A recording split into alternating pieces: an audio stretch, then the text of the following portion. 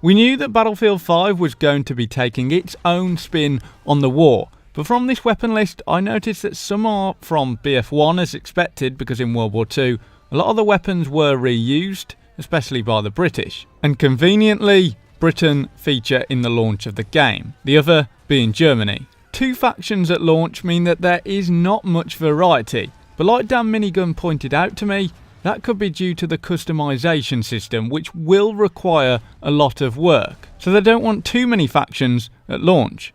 Let's go through some of the weapons that will be at launch in Battlefield 5. There will be 30 primary weapons, 7 sidearms, 9 melee weapons, 16 gadgets, 7 reinforcements, and 24 vehicles.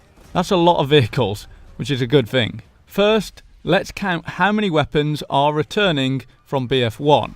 We have the M1907 SF, we have the ST1916, the Gewehr M95, Kar 98K, the RSC, the Lewis gun, the 12 gauge automatic.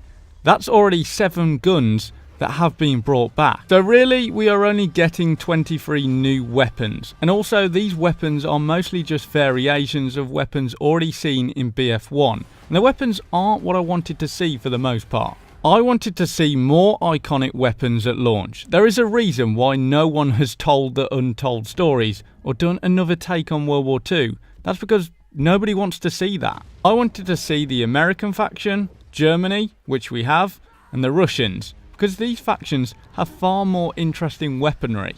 The BAR should be there, the M1 Garand, the Springfield rifle, the PPSH, so on. There is a lot of weapons to choose from for this war. I wanted to see things like the flamethrower as well, just to spice it up. The weaponry here doesn't get me that excited. But you could say, well, BF3 and BF4 reuse weapons, and that is true, but they used weapons that were iconic and well recognised. But also in BF4, a lot of the weapons feel the same, which is the problem I feel Battlefield 5 will run into. So yes, we have a few good weapons like the Sten, the MG42, the MP40, weapons that we all know and love. But there doesn't seem like there is too many interesting weapons here that catch my eye.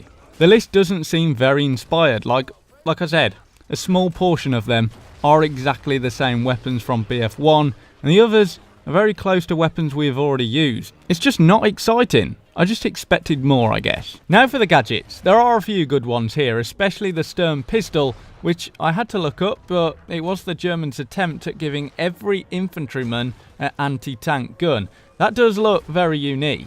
We have the Bouncing Betty as well, and just a lot of explosives. Again, what we're used to. The tank list is very good. We have 9 tanks, so there's going to be a lot of variety. And also for planes, there are 10. That's very good.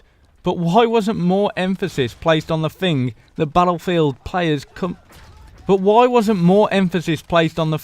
most Battlefield players care about, and that is gunplay. And the gunplay is the best thing in the game. By no means is the game going to be rubbish just because there aren't these weapons in the game. It's just, I remember how good it was to use weapons like the M1 Garand in Bad Company 2 and how iconic that ping is. But I can't complain in some senses because I guess these weapons will no doubt come down the line in post-launch. But I can't complain in some senses because I guess these weapons will come in post-launch, which at this point has become a bit of a meme.